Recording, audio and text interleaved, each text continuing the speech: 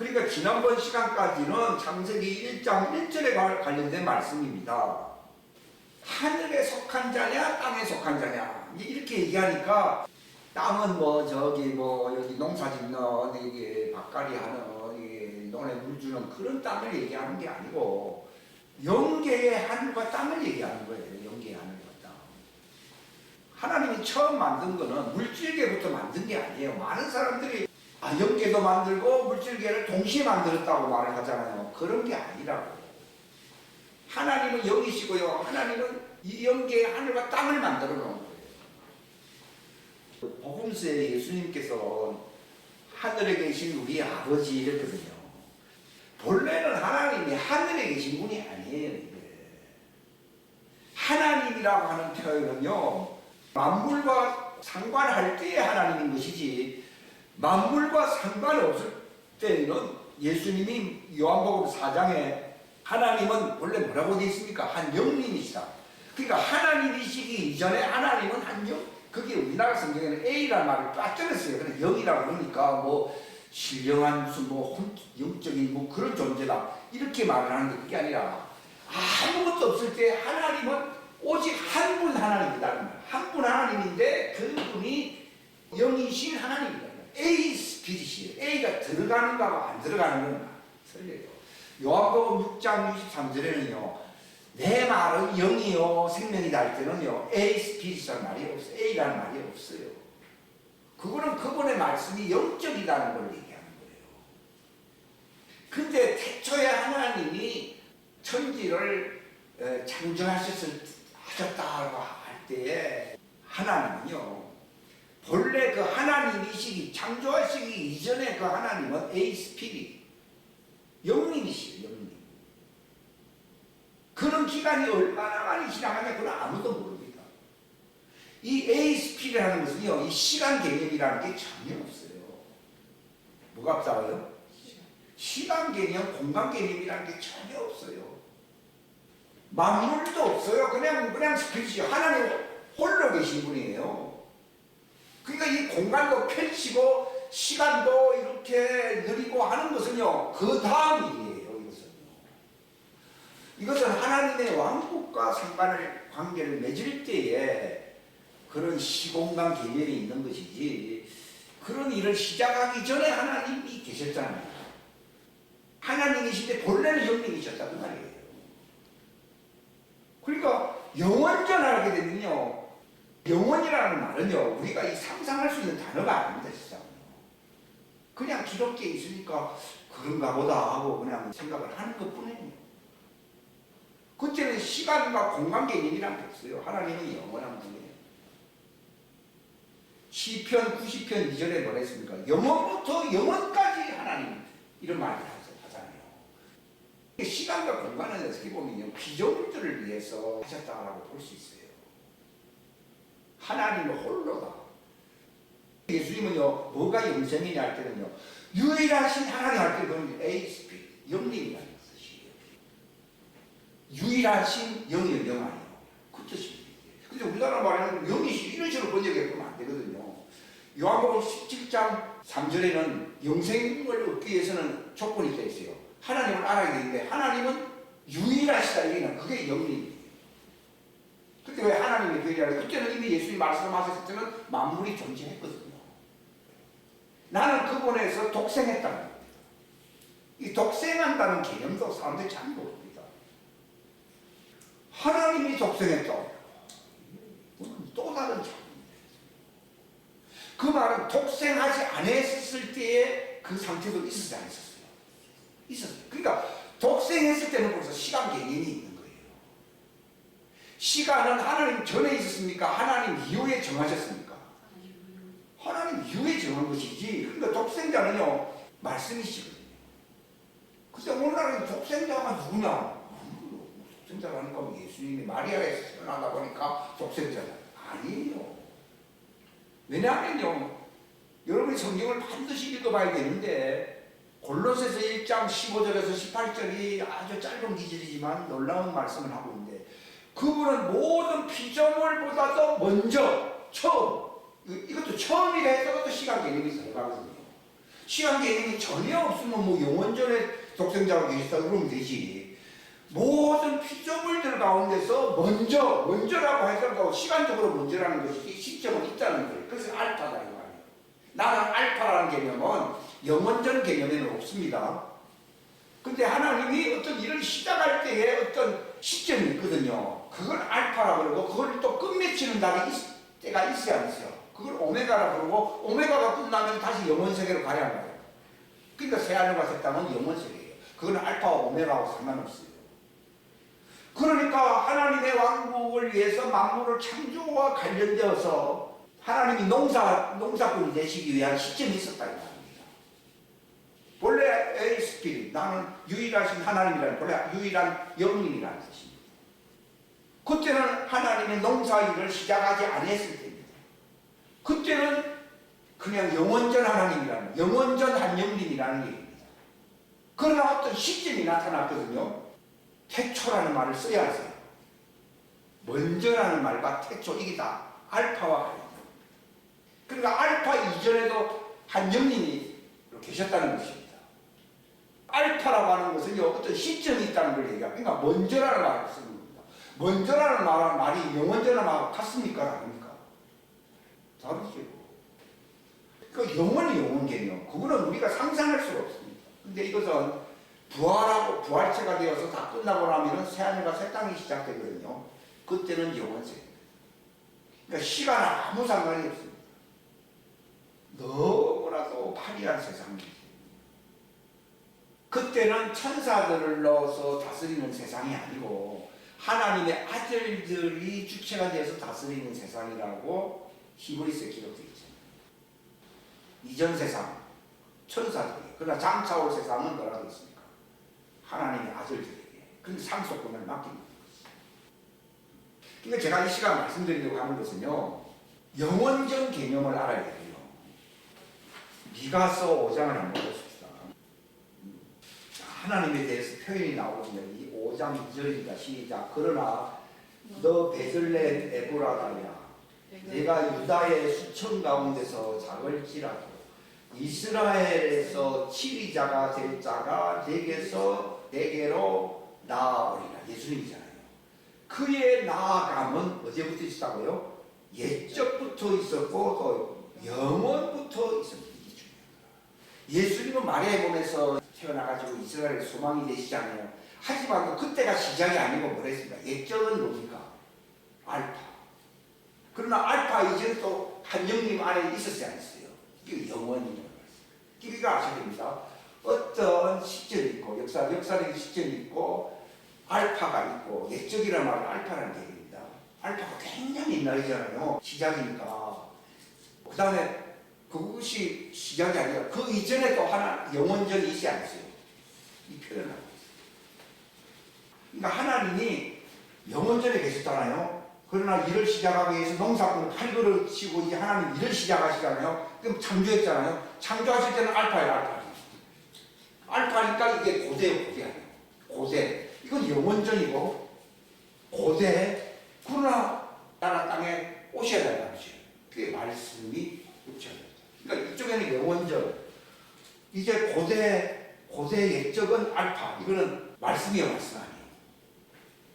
영원전은 에이스피리, 여기 시작할 때 누구라고요? 말씀.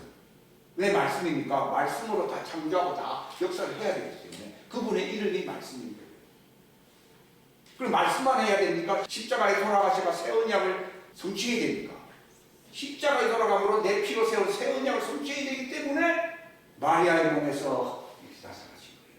그러니까 3단계, 1단계, 2단계 나타났잖아요.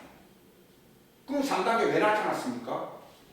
자신이 먼저 부활체가 되셔야 되거든요.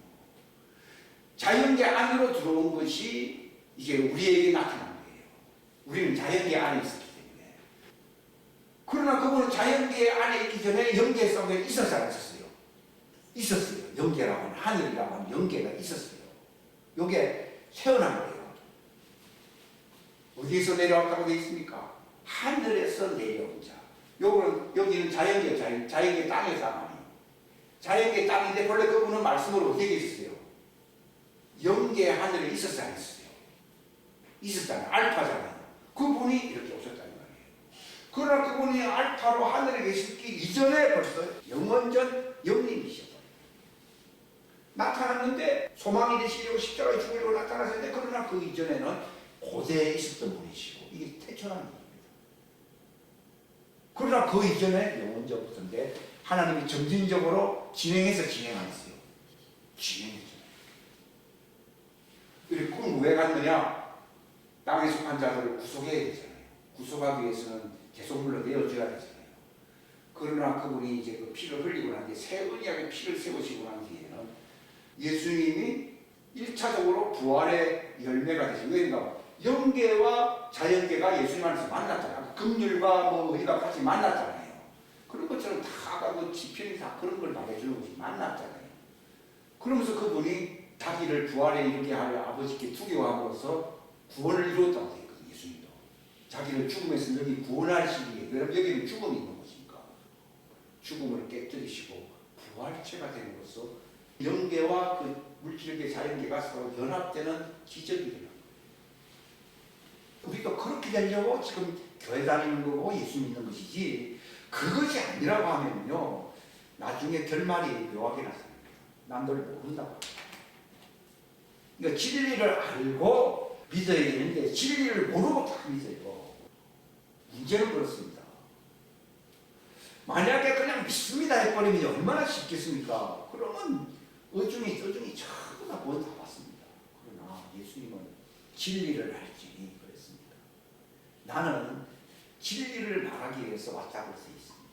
그러니까 예수 믿는다는 말은요 진리를 떠나서 예수 믿음을 얘기할 수가 없습니다. 그러니까 믿는다는 얘기는 하는데 진리가 뭐냐고 물어봅니다. 그러니까 진리를 아는 것이 믿음이라는 겁니다. 결국은요. 근데 그 진리를 알기 위해서는 진리의 말씀을 들어야 되잖아요. 그러니까 믿음은 들으면서 난다. 그러니까 진리의 사랑을 받아야 된다는 말은 진리의 말씀을 알고서 자기 안에 그 놀라운 증거가 나타나야 된다는 것을 얘기합니다. 그러니까 또 한 번 더 읽겠습니다. 골로새서 1장 15절 시작. 그분께서는 보이지 아니하는 하나님의 형상이시요 모든 창조물의 처음 난 자이시니. 이 말씀은 바울이 요 하나하는 게 아니라 창세기부터 다 알았기 때문에 이 말을 쓸 수 있는 거예요. 지금 무슨 말입니까? 그분이 이제 영원한 영님이시고 그런 형태가 없거든요. 근데 그분이 독생자로서의 영적인 형태를 갖추었잖아요. 그걸 독생자라 부르는데 그게 보이지 아니하는 하나님의 형상이다 이 말이에요. 여기 하늘에서 고대의 알파라는 뜻입니다. 이걸 하나님의 모습으로 나타난 하나님의 창조의 시작이라는 뜻입니다. 15절 알면은요 뭐 다 끝나지요. 어떤 사람 그런 얘기 하더라고요. 창세기 1장 2절 알고 골로새서 1장 15절 알면 성경 다 알았다고. 근데 딴 거 아무리 알았다 하더라도 창세기 1장 2절과 골로새 1장 15절을 모른다면요 성경 제일 중요한 걸 모르고 있다. 그 요한복음 1장에서 태초에 영님이 계셨다 이렇게 말을 하고 있습니까? 태초에 말씀이 계셨다고 되어 있습니까? 말씀이죠. 그 말씀이 누굽니까? 보이지 아니하는 하나님의 형상이라는 거예요. 그게 알파입니다. 이걸 먼저 태어나신 말씀 독생자라는 뜻입니다. 그래서 그 뒤를 보면 모든 창조물의 처음 난 자시대에 그게 시작이지. 그 다음 거는 그 다음이다. 여기 1번이고 그 뒤에서 뭐 2번, 3번이라고 합니다. 피조물이거든요. 근데 그분이 모든 창조물보다 1기본으로 딱 그때 만들어지셨다고 태어난 분입니다. 그분이 보이지 않는 하나님의 형상입니다. 그분이 누굽니까? 알파이시고 또 뭡니까? 말씀이시다. 이걸 모르니까 하나님 뜻대로 살기가 어렵습니다. 그러니까 대부분 다 병상에서 하나님이 방문하셔가지고서 교정해 주시더라고요. 근데 이걸 바울처럼 요한처럼 다 알고 있잖아요. 영생을 병상에서 경험하는 게 아니라 이 땅에서 경험하는. 이걸 알게 되면요, 이게 차원이 달라집니다. 그분이라는 것은 예수님을 얘기하거든요. 예수님은 태어나신 분인데 독생자잖아요. 첫 태생이라는 뜻이거든요. 독생자. 첫 태생은 만물보다 먼저일 뿐이지 어떤 시작점이 있어야 안 있어요? 있어요. 그러니까 하나님은 그때부터 농부가 됩니다. 내가 오늘날 내가 너를 낳았다고 하거든요. 그러니까 하나님은요, 그냥 유일하신 영님이다 보니 농사꾼 아니 뭐 독생자를 뭐 낳으셔야 할 필요도 없고 모든 만물 개념도 없고 영님 그분밖에 없어요. 근데 예수님 유일하신 하나님이에요. 근데 그 뒤에 그것만 알면 되는 게 아니라 시작점이 그 농사지음으로서 구원이 이루어지잖아요. 그러니까 유일하신 영님을 알아야 되고 거기에서 시작됐다는 겁니다. 하고 그의 보내신 자, 그에게서 보내신 자 뭡니까? 예수 그리스도. 보내셨다는 말이 두 가지 의미가 있어요. 첫째는 낳았다는 의미도 보낸 거예요. 모든 피조물의 첫 태생이라는 말이 하나님이 그를 보내신 거죠. 나오신 분이잖아요. 그래서 하나님을 아버지라고 부르게 되는 거예요. 독생하신다는데 예수님이 말씀으로 시작된 거예요. 우리는 보통 어떻게 알고 있습니까?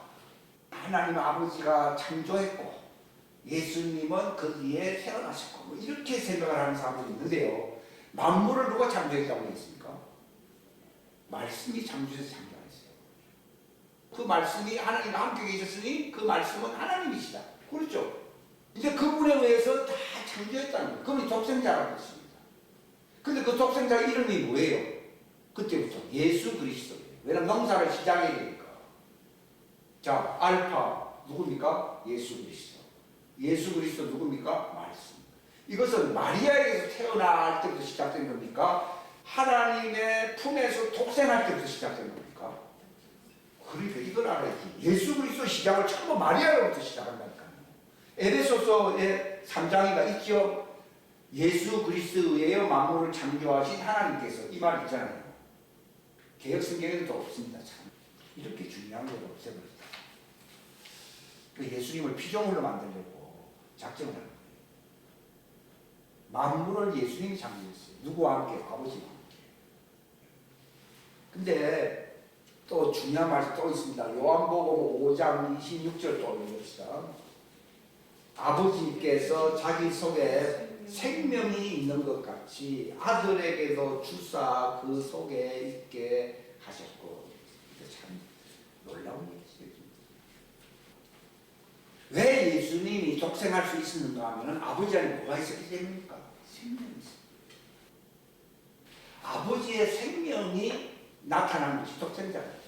만약에 아버지 안에 생명이 없다면 예수 그리스도로 독생할 수가 없거든요.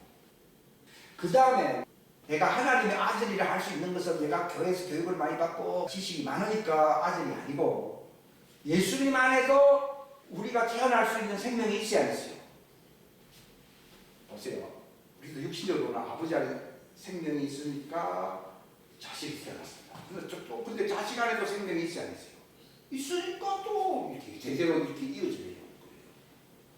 그 말은 무슨 말인가 하면 아버지 생명과 예수님의 생명과 아들들의 생명이 같아야 하세요. 같다는 거예요. 여러분, 할아버지 생명이나 아버지 생명이나 손자의 생명이 같아야 하세요. 그러니까 흙으로 생명을 만드는 존재하고 아버지 품에 있었던 그 생명으로서 만들어진 존재하고 너무 차이지. 이걸 알게 되면요, 천사가 아무리 뭐 위대하고 뭐 사탄이 무섭게 나타나더라도 어쨌든 말이요, 나는 하나님의 아들이야. 그 아들 안에 있는 생명이었어요. 끝나. 더 이상 얘기할 게 없어. 이거는 혈통으로 육정하고 상관이 있어요, 없어요? 그 말은 혈통과 육정과 관계된 존재도 있어야 안 있어요. 그게 종들이다 이 말이에요. 땅에 속한 자들이다. 땅에 속한 자들은 장수하는 거 좋아하고 금과 은과 보석 가지는 거 되게 좋아하잖아요. 우리 그런 거 갖고 너무 사람들 무시할 건 없습니다. 그런 것이 그 사람들 소망이잖아요. 왜 땅에 속했습니까? 근데 그 땅도 이런 자연계의 땅이 아니라 그 혼이 하늘의 땅에서 왔어야 했어요. 네? 왔다는 거예요. 단지 육체는 땅에 있는 물질계의 흙으로 지었다. 그러니까 여기 보십시오. 이게 하나님이시거든요. 하나님이시잖아요. 그렇게 이렇게 이런 걸 예수 그리스도라고 말씀이라고 얘기할 수 있거든요. 하나님은 측량할 수 없는 분이시고요. 그래서 그분이 올라가시면 아버지께 간다고 했잖아요. 근데 아버지께로부터 성령을 받아가지고 아들이 그 보혜사 그 위로자의 영을 주시 안 주시요? 여러분 주신다 이 말이에요. 이걸 그림으로 표시하는 거지.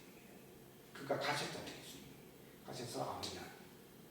그는 내가 아버지께로부터 성령을 받아서 너희에게 부어주신 여기는 성령이 임하고 여기는 자연계이기 때문에 이대로 하나님이 들어와 버리면 폭발해버립니다. 그래서 이걸 희석시킵니다. 희석. 그래서 좌우를 나누는 거예요. 우라고 하는 것은 자기 독생자 계율을 얘기하는 것이고 좌측 계율은 피조물을 얘기하는 거예요. 이거는 혼이 하늘에서 지어진 자입니다. 파란색은 하늘에서 지어진 영계의 하늘을 얘기하는 것이고 이거는 빨간 것은 이건 하나님을 얘기하는 거예요. 그러니까 그 존재가 이게 구분을 하기 위해서 하나는 납작을 뜨린 포함을 하고 요걸 하고 이거는 하나님께 속 위로 올라갈 수 있다는 뜻에서 제가 기둥을 표시해요. 이들은 땅에서 평면상으로 왔다 갔다 하는 존재잖아요. 그러니까 납작하게 제가 표현을 한 거예요. 이렇게 되지만 그들은 스스로 하늘로 올라갈 수는 없잖아요. 근데 이들은 휴거하고 하늘로 가야만 해요.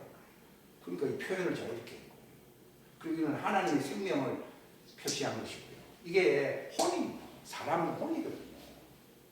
혼인데 아버지께로 났다 이 말이에요. 예? 아버지께로 났다 이 말이에요. 예?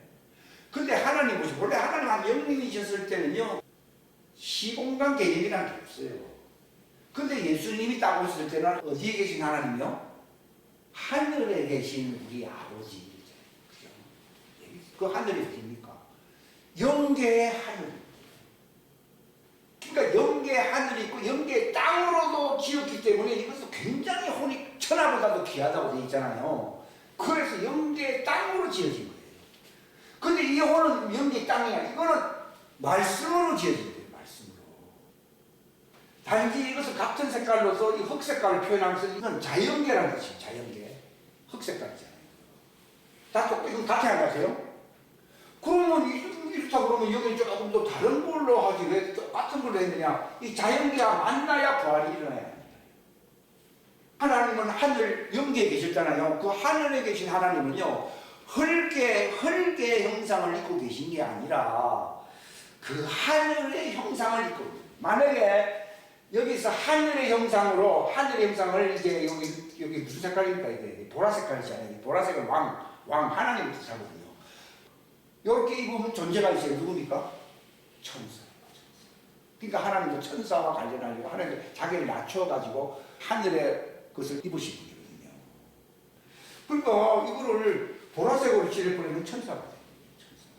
그러니까 천사는 하늘의 옷을 입고 있는데 혼은 영계의 땅에 지어서 왔어요. 근데 우리도 이제 나중에 부활하게 되면은 어찌 됩니까? 이건 자연계에 속한 건데 이것이 자연계가 하늘에 속한 천사들과 같은 모습이 돼야 돼요. 되는데 천사들은 이 보라색으로 되어 있잖아요. 그럼 우리도 보라색이 똑같은 거고요. 이것 자체가 생명이 달라진다. 그러니까 복종할 수밖에 없죠. 그러니까 지금은 비록 흙 속에 있어도 이 안에 있는 존재가 확실하게 그다 그러면 천사들로 보여 딱 명령을 내릴 수가 있습니다. 그러니까 우리가 비록 흙으로 있겠지만 자기 존재가 이 천사들, 요거는 천사들은 무슨 색깔이라고 보라색으로 되어 있기 때문에 굉장히 위험스럽습니다. 그러나 본 존재는 다르잖아요. 그러니까 딱 알고서 천사야 나를 바쳐라 도우라 이거거든요. 예? 그러나 이 존재성을 모르면 안다 이 말입니다. 이게 자기 존재성을 알아야 돼요. 그러니까 우리가 타락하기 쉬운 거는요. 이 흙으로 있다 보니까 이것도 막 흙처럼 살아야 살아요. 하게 되면은 이게 타락합니다. 이 흙은 흑암 세력이고 이건 죽음의 세력이고 사망 세력이잖아요. 사망 세력이 올 때에 내가 이길 수 있는 길은 자기 존재성의 이 기름 부음으로서 영으로서 그 몸을 죽여버리라 이렇게 나오거든요. 이 권세가 여기서 나온다고. 이게 영생을 맛보는 거고 하면 이게 죽어버려요. 이 싸움입니다. 이 싸움. 근데 이 속에 있다 보니까 이 흙처럼 살잖아요. 그러면 이 사람들이 흙 속에서 사는구나. 이 체질은 흙이라는 개념을 갖다 보니까 하늘의 흙이고 여기 땅의 흙이라는 지상의 흙이라는 얘기잖아요. 이 존재는 어느 존재에게 지배를 당합니까? 사단에게 지배를 당하거든요. 흙을 먹으라고 되어 있으니까. 흙을 먹으라 그러니까 그냥 땅에 있는 흙을 먹는다는 게 아니라 지배할 수 있다는 걸 얘기하는 거예요. 사단. 이건 아무것도 아니고 이거는 사람이 죽을 수 있잖아요. 천사는 이것만 죽일 수 있는 게 아니라 결국은 이걸 끌어가지고 자기들에게 종로를 하게 할 수 있다는 거예요. 굉장히 심한 거예요. 내 존재가 지금 뭘 기다리고 있습니까? 예수님처럼 하늘의 형상으로 입어야 되는 거예요. 그렇게 입게 되면은 만물의 어떻게 될 수밖에 없어요. 그게 휴거입니다. 휴거죄입니다. 그걸 몸의 구속이라고 합니다. 이 몸의 구속입니다. 그러면 뭐 그때까지 그러면 나는 형편없이 살아야 되는 그게 아닙니다. 자기의 존재성으로서 이 기름을 받아야 됩니다. 왜냐하면 이 기름 부음이 이 보라색으로 부활체를 만들어야 만들어요. 육체로. 죽은 몸도 살리는 능력은 여기 있는 게 아니라 여기 기름이 들어요. 자동차가 달라요. 요건 자동차 모습이고 요거는 비행기 모습이에요. 실상은요. 우리는 독수리는 하늘로 올라갑니다. 오직 태양을 바라볼 수 있는 존재는 누굽니까? 독수리는 태양을 눈 깜빡 안 하고 그냥 보면서 태양을 향해서 막 올라갈 수 있는 존재입니다. 무슨 말입니까? 하늘에서 내려온 자고 아들만이 아버지를 보았느니라. 독수리라는 얘기입니다. 우리도 영으로 받게 되면요, 그 아버지를 보게 됩니다. 아버지를 보게 됩니다. 아무나 하나님을 보는 게 아니라 아버지 품에서 독생하신 아들만이 아버지를 보았느니라 이렇게 얘기합니다. 우리가 이제 설명을 하기 쉽게끔요, 이게 휴거되고 독수리가 하늘에 향해서 올라가듯이요, 이 독수리 모양은 아니지만 위로 향한다는 뜻으로 제가 이렇게 적은 것이고, 그 다음에 이건 사자의 모습이에요. 이 아담은 제일 잘 되면 이 땅에서는 왕이에요. 왕이거든요. 사자의 모습. 그러나 사자는 지 아무리 힘이 세더라도 땅에서 이렇게 하는 것이지 하늘로 올라가는 존재는 아니거든요. 그러니까 이걸 자동차로 저는 얘기하고 비행기라 표시하거든요. 제일 좋은 자동차. 아무리 자동차가 좋아도 기름이 들어가야 돼요. 이게 바로 생기가 들어가야 돼요. 이게 기름, 그들의 기름. 여호와의 신이라는 말을 쓰잖아요. 생기가 들어가야 돼요. 그러니까 제가 말씀드린 것은 이 체제를 하나님이 만들어서 안 만들었어요. 제가 처음 얘기했잖아요. 영님이 계시고 아들이 이제 나타나셨고 이제 여기에 이제 하늘과 땅의 재료를 가지고 물질의 재료를 가지고 이 두 존재를 좀 만들었잖아요.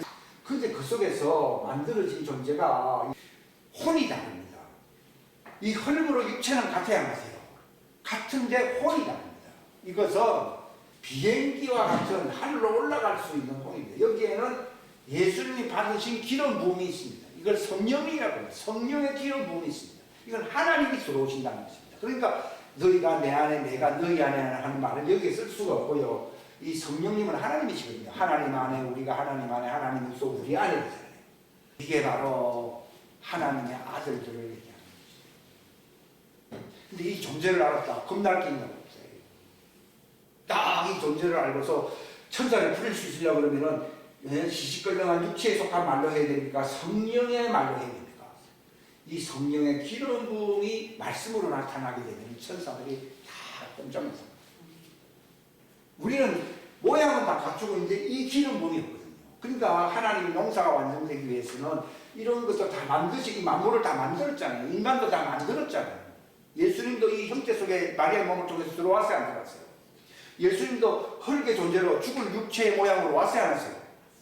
왔으니까 그가 부활하실 수가 있는 것이지, 예수님은 육체가 뭐 특이하다 해버리면 부활체라고 하는 문제가 될 수가 없거든요. 되게 사람들이 예수님 무시하는 이유는 육체가 같으니까, 소리 육체는 우리보다 더 못할 수도 있어요. 30밖에 안 된대, 50도 안 됐다 이런 말 하잖아요. 이거 잘 아셔야 돼요. 지난번 알감은 또 다릅니다. 이건 예수님이 어떤 분인가를 다 알아야 되고, 내가 어떤 존재이고 어떻게 하나님의 강이 흐르고 있는가를 알아야 됩니다. 그래서 이 체계가 딱 이루어지면요, 그 완전한 자가 되게 돼 있어요. 그러니까 성경에 보게 되면 하늘에서 내려왔잖아요. 이 존재는 내려왔지만도 실제로는 영에 의해서는 얼마나 교통하고 있거든요. 그런데 또 하늘에 있어야 있어요. 내가 이것이 그냥 빨간 것만 있으면 땅에 있는 것이지만 옆속에 하나님의 영으로 확 채워지게 되면 같이 하늘에 있는 거야.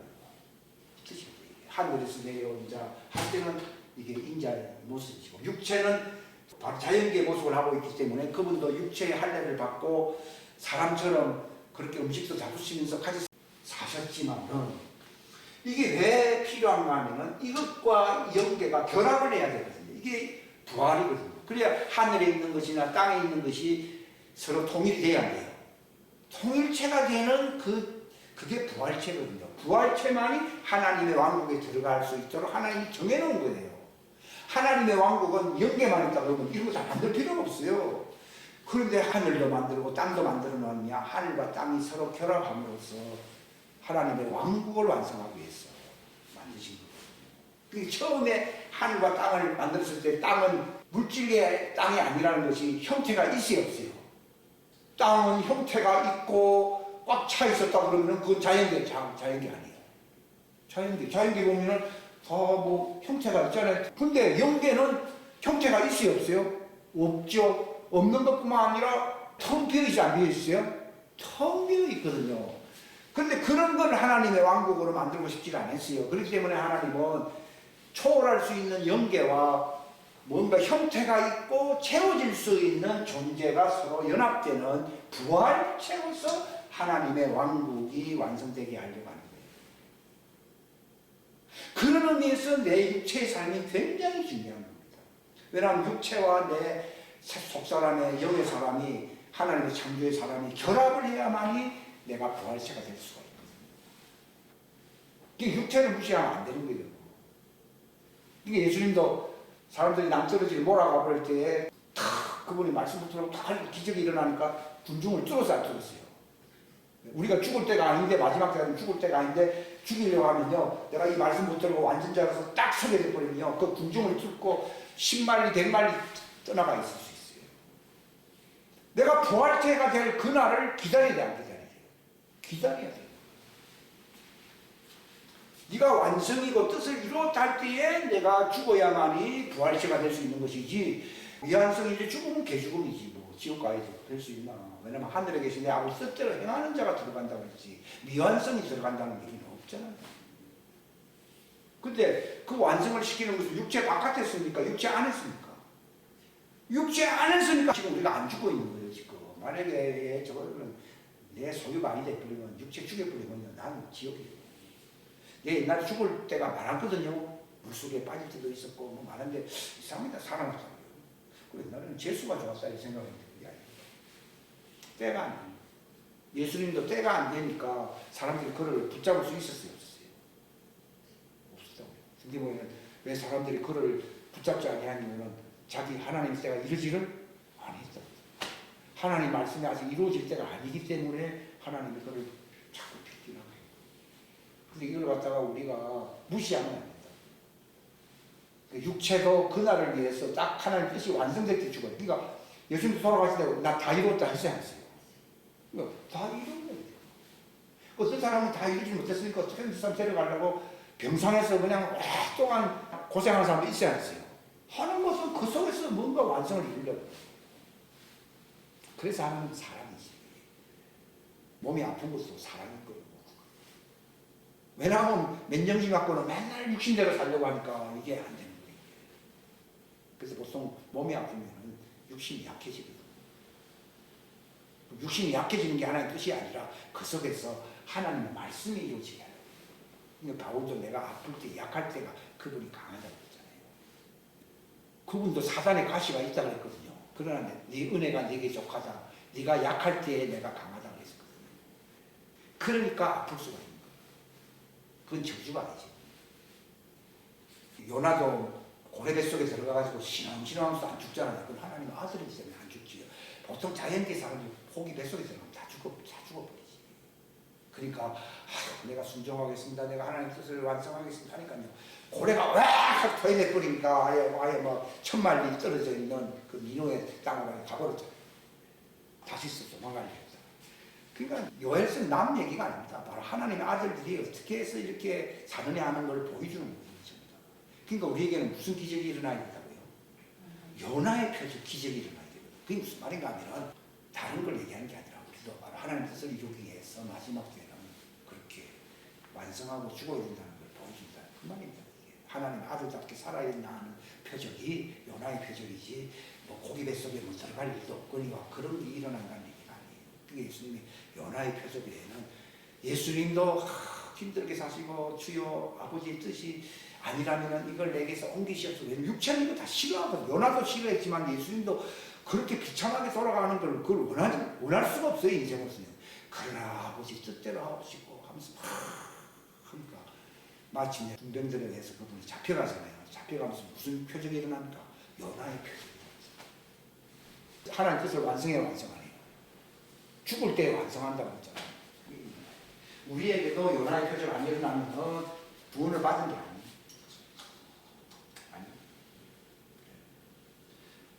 이 땅에서 기적이 일어나고 이런 거는 마귀가 또 다 할 수 있어. 그러나 하나님의 뜻을 행하고 부활체가 돼서 아버지께로 갈 수 있는 부활로 나아가는 그 표적은 예수님에게 이루어집니다. 그것이 바로 우리에게 이루어져요.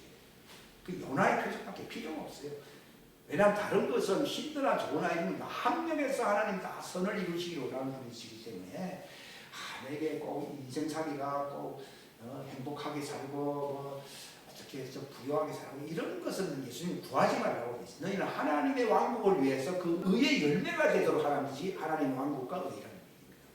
그걸 구한다는 것이 요나의 표적이에요. 하나님의 왕국과 의가 결실하는 것이 요나의 표적이지 이 땅에서 어떻게 행복하게 살아봐야 30년이고 100년 그걸 살다 끝나는데 그게 무슨 의미가 있습니까? 그러니까 오늘 제목하고 있는데 문제는 제가 말씀드린 것이요. 농사가 이루어지기 위해서는요. 이게 컴퓨터에도 하드웨어가 있고 소프트웨어라는 게 있잖아요. 하드웨어만 있어가 되는 게 아니라 소프트웨어가 있어야 이 프로그램이 작동을 하거든요. 마찬가지로 이런 가꾸들 이런 거 육체라고 하는 것은 하드웨어와 같은 겁니다. 그러나 이제 이 속에 있는 것은 소프트웨어인데 문제는 소프트웨어만 있어가 되는 거예요. 스가랴서 하나님 뭐라 말했어요? 이는 능으로도 안 되고 힘으로도 안 되고 뭐로 된다고요? 하나님의 영으로 된 거예요. 영으로 된 거예요. 이것도 하드웨어, 소프트웨어, 웨어라는 말은 의미에서 다 같아요. 단지 이제 모양새가 이거는 껍데기 딱딱한 어떤 그 모습이고 요거는 눈에 보이지 않는 어떤 모습이지요. 그러나 하나님의 뜻이 이루어지기 위해서는 오직 하나님의 영으로서 부활체가 되는 것입니다. 예? 스가랴 4장 3절, 14절 스가랴 4장을 다 읽어보십시오. 이 말씀입니다. 두 근관이 있어야 했어요. 근관, 관이다. 관이 있어요. 하나는 오른쪽에 있고 하나는 왼쪽에 있어요. 그러니까 저 둘이 무엇입니까? 그러니까 하나님을 섬기기 위해서 선 두 존재다. 하나님의 아들과 하나님의 종들입니다. 이게 14만 4천이고 요거는 7천이네. 바알에게 무릎 꿇지 않는 자들. 이들은 타락할 수 있는 존재고 이들이 기름 부음을 받으면 타락할 수가 없는 존재. 저들은 죄를 짓지 아니하나니 이는 하나님의 씨가 그 속에 들어가는데 이렇게. 그러니까 사람들은 이 땅에 우리가 육체 안에서는 어떤 소프트웨어로 들어와 있는 것은 상당히 다른 집이죠. 마귀가 왜 깔고는가 하면요. 이거는 사단의 밥, 육체는 사단의 밥이고 이것도 무시하는 것은 작속이려 욥이 이런 존재였잖아요. 그러나 자꾸 사단이 갈갈 장난을 치잖아요. 근데 하나님이 나타나면서 그 기름 부음이거든요. 너는 내 앞에 서서 말하라. 그러니까 우리가 이 기름 부음을 받게 되면 하나님 앞에 딱 설 수가 있다 이 말이에요. 하나님 앞에 섰을 때 기름 부음이 있으면 우리가 하나님 안에 하나님 우리 안에 있게 되거든요. 그러면 그때 명령하게 되면 사단은 박멸하게 돼 있고 천사들은 어떻게 되어 있습니다. 근데 우리가 이런 삶을 안 산다고. 이런 삶을 살아본 적이 별로 없다고요. 그러니까 재미없는 세상 속에 아주 힘들게 삽니다. 딱 하게 되면 천사들이 촥 모여들고 하나님 앞에 딱 내가 법정 앞에 설 수가 있고 무엇이든지 너희가 내 안에 있고 내가 너희 안에 있어 무엇이든지 명령하면 이루어져야 되죠. 이루어지니까 이거 재미가 있는 정도가 아니지. 이거는 너무 정말 영광스러운 세상에 살게 되죠. 근데 이걸 안 사니까 제가 이걸 살려고 노력하는데 왜 안 됩니까? 제가 자꾸 물어봤거든요. 물어보니까 이게 안 돼 있어. 길을 주님의 영으로 충만하셔서 왜 청으로 충만하냐면 네가 어떤 존재라는 걸 모른다는 거예요. 정체성이 없다는 것입니다. 하늘에 속했는지 하늘에서도 땅에 속한 존재인지 또 여기 물질계 땅인지 그걸 모른다는 겁니다. 근데 자기 존재를 분명히 알고 딱 한 가지 남은 건 뭡니까? 뭘 구합니까? 구하는 자에게 뭘 주신다고요? 성령을 주시지 않겠네. 그밖에 없는 거라. 여기에 필요한 건 이거밖에 없죠. 요거는 뭐 물질 달라 그러고 뭐 땅 달라 그러고 귀걸이 보석 달라 그러고 뭐 별게 많습니다. 이거는요. 이거는 받을 게 이거밖에 없다니까. 종들도 마찬가지로 하나님의 생기를 받는 이걸로 만족하면 되는데 땅에 속한 것만 일단 구하니까 우상이 충만해지니까 이들이 멸망에 쭉정해야 돼요. 여기 타락한 게 뭐예요? 쭉정이. 예? 이걸 공격하는 자는 누굽니까? 가라지는 사단과 같아야 하세요. 그러니까 이들도 이걸 생기를 받는다는 이 의미가 이게 믿음이거든요. 믿음을 갖게 되면은 쭉정이가 안 될 텐데 땅에 속한 이것도 땅에 속한 납작하게 돼 있잖아요. 그러니까 매일 땅에 속한 것만 구하려고 육체는 그거 없으면 환장하면서 살아가고 이러니까 하나님의 당시에 이들이 아들과 같은 존재였잖아요. 아들들이 사람의 딸이라는 것은 가라지를 얘기하는 거예요. 그러니까 가라지하고 타락을 한 거예요. 그러니까 쭉정해야 돼요. 원래 하나님 아들들의 위상이었거든요. 그들도 땅에서 의와 긍휼을 결혼해요, 결혼 안 해요? 결혼하잖아요. 그러니까 그런 면에서 땅에서는 하나님의 아들이에요. 이거는 하늘에서 하나님의 아들들이에요. 이것도 땅에서 하나님의 아들들이에요. 의와 긍휼과 신실함으로 결혼한다고 되어 있거든요. 근데 하나님의 아들들이 땅에 있다 보니까 자기 좋아하는 자로 아내를 삼는다는 말이 이게 우상 숭배한다는 걸 얘기해요. 가라지 때문에 우상 숭배합니다. 원래 이들은 우상 숭배하려고 만드는 존재가 아닙니다. 가라지들은 사단의 영이 여자입니다. 여자와 더불어 부패하지 않고 하는 말이 요한계시록 14장에 있지 않았어요. 14장 4절에 있어요. 근데 여자는 가라지입니다. 창세기 6장에도 하나님의 아들들이 사람의 딸들의 가라지와 이게 그 가인의 후예들과 서로 사귀어서 있어요. 사귀다 보니까 쭉정이가 돼가지고 내 영이 그들과 함께 영원히 할 수가 있어요, 없어요? 그러니까 이 영이 막혀버립니다. 이게 쭉정이에요. 쭉정이는 이게 막혀버리면 쭉정이 돼요. 그 사울도 처음에는 하나님의 신으로 뭐 충만했다가 나중에 이제 여호와의 신이 떠나서 안 떠났어요. 떠나버리니까 막 다윗을 막 죽이려고 하고 별짓을 다 하잖아요. 그러니까 자기가 쭉정이가 돼버리면은 그 가라지가 가서야 하세요. 흩어지니까 의인인 다윗을 죽이려고 하는 거예요. 교회 안에서도 특별히 의인을 막대기 죽이려고 하는 그런 일들이 많이 있잖아요. 하는 이유는 그들이 가라지화된 쭉정이라는 것을 얘기해 주는 거예요. 쭉정이는 가라지보다 더 무섭습니다. 이건 내부 관점이에요. 쭉정이는 외부 관점이에요. 교회 안에 쭉정이 많으면요, 바깥 가라지 관점보다 더 무섭습니다. 그래서 다 썩여버립니다. 썩은 나무라고 했잖아요. 썩은 나무는 열매를 못 맺는다고 했잖아요. 그게 쭉정이래요. 그러니까 이게 이제 믿음을 안 지키잖아요. 믿음을 버렸잖아요. 그러니까 이거는 남남이 됐다. 원래 하나님은 이 물질계하고 상관이 없거든요. 이 피조물하고 상관이 없거든요. 여기 끝나버려요. 관계 끝. 그러나 이들은 육체 때문에 막 어려움을 겪을 수는 있지만 하나님의 영을 끊지는 않습니다. 왜냐하면 그 본질 자체가 하나님하고 연결되어 있습니다. 이거는 망해질 존재가 아닙니다. 이거는 망할 수 있는 혼입니다. 근데 이거는 망할 수 있는 혼이라는 것은요, 이것은 하나님과 이게 연결되어 있어요. 이게 하나님의 거짓입니다. 이것은 말씀으로 지어져서 안 지었어요. 그러니까 하나님 같습니다. 그러나 이거는 하나님입니까? 아닙니까? 아니지. 그러니까 이게 끊어져 버리니까 끝나버립니다. 그러나 육체는 다 똑같기 때문에 탕자도 있고 뭐 많이 있잖아요. 10.5평 강도도 있고 뭐 탕자도 있고 있잖아요. 근데 하나님 왜 끊지 못하느냐? 이게 하나님 거라고. 자기 존재성을 몰라보니까 나는 버림을 받았습니다. 그렇지. 육체는 뭐. 그러니까 육체는 사단에게 내어주거라는 말이 있어야 했어요. 이 십자가 우편 강도를 그래서 살아나는 이유가 있죠. 그 존재가 다릅니다. 단지 그들이 그렇게 비실비실 사는 이유는 껍데기 때문도 있지만 껍데기 때문은 이건 똑같잖아요. 똑같은데 이 하나님의 영이 충만하네. 없잖아요.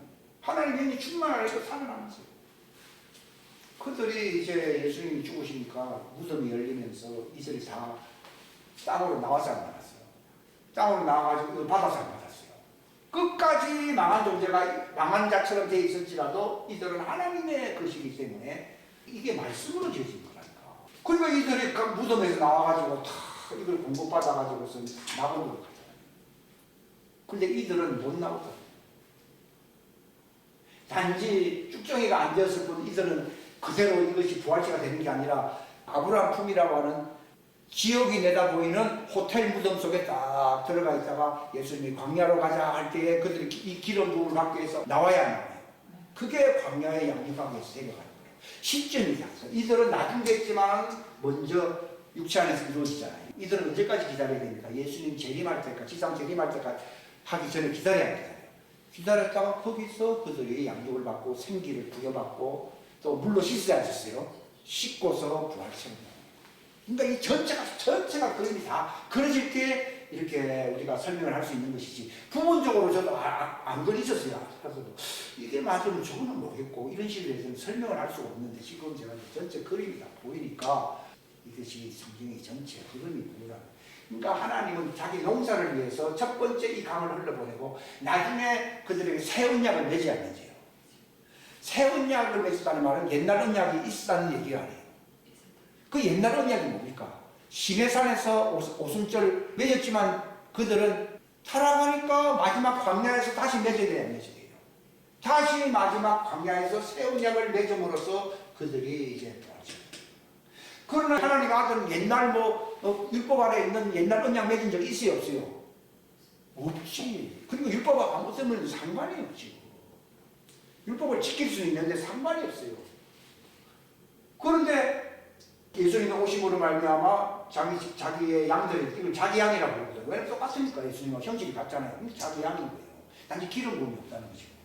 그러니까 내 양들아 하면서 내가 너에게 뭘 준다고요? 성령으로 영생을 줬다. 성령으로 영생을 준다. 그들은 아버지 손에 있은즉 아무도 그 아버지 손에서 뺏을 자가 없다고 했잖아요. 내가 그들에게 영생을 주노니 이런 존재. 근데 자기 정체성을 모릅니다. 이게 이제 내가 어떤 존재라는 걸 알게 되면 적어도 12살을 넘어야 돼요. 옛날 성년은 이스라엘 안에 12살, 만 12살을 넘어야 돼요. 지금 제가 12살 넘으면, 그러니까 요걸 알게 되는 거예요. 이제 장성한 수준이란 말은 20대가 넘어야 되잖아요. 20대로 충만하게 되면 사는 폼이야. 근데 우리는 어떤 연습을 해가지고서 장성한 모습을 보이려고 하는 게 있어요. 되는 게 아니고 이게 믿음으로서 충만해. 이건 인내로서 기다려야 돼요. 활동하면 활동할수록 은혜를 돌아갈 수 있어요. 성경에는 환난이 오는데 인내를 요구한다고 되어 있잖아요. 그래서 인내를 반쯤 일어나게 있으니까 완전히 일어나게 되어 있습니까? 근데 우리가 완전히 이러니까 지겨워서 내가 뭔가 해봅니까? 내가 뭔가 해보잖아요. 그러니까 오늘날 그게 기독교예요. 뭔가 해보잖아요. 실패.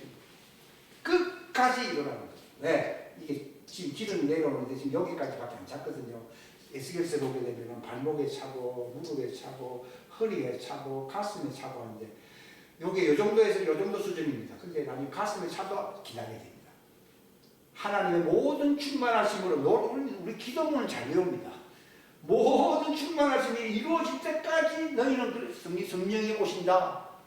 그래서 기다리라. 그리고 난 뒤에 너희는 내 증인이 되리라 하는 말이 무슨 말인가 하면 꽉 채워질 때까지 기다리라는 거예요. 성령이 처음부터 꽉 채워지는 게 아니라 하나씩 올라오거든요.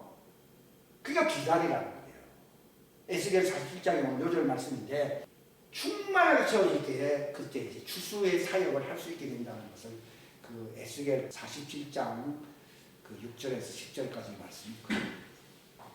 인내를 완전히 이루어서 있잖아요. 근데 우리 제일 힘든 일이 뭡니까? 활동하는 게 어렵습니까? 인내하는 게 어렵습니까? 인내하는 게 어렵습니다. 환난은 인내를 하면은 그 다음에 다 연단이 된다고 되어 있잖아요. 인내를 안 합니까? 마귀는요, 야, 다 됐다. 오늘 가만히 있냐? 저는 지금은 이제 과거에 하도만 쏘아서 이제 끝까지 왔습니다. 왜냐하면 힘으로 능으로 한다는 건 자기가 활동한다는 얘기거든요. 그거 안 됩니다. 안 되게 돼 있어요. 성경을 모르니까 성경은 능으로도 안 되고 힘으로도 안 됩니다. 하나님의 모든 충만함을 꽉 채워져야 됩니다. 기도합시다. 하나님 아버지 감사합니다. 귀한 시간을 나가심을 감사합니다. 하나님의 왕국의 완성을 위하여 흘러가는 하나님의 생수의 기름 부음의 강이 있다고 말하겠습니다. 하나님께서 나사렛 예수에게 기름 부음을 충만하게 주심으로 그가 두루 다니사 선하신 일을 하셨다고, 사역을 하셨다고 말했습니다. 우리도 그와 같은 그러한 은혜의 경륜 과정이 있음을 알게 하였습니다. 하나님의 뜻, 목적이 이루어지기 위하여 정말 우리가 진리를 알므로 인내함으로 완전함에 이룰 수 있는 자세히 되게 하여 주옵소서. 이 놀라운 이 하나님의 왕국과 관련된 이 진리를 깨닫게 하여 주시기를 간절히 바랍니다. 걸어가신 주 예수님의 이름 받들어 간절히 기도하옵나이다.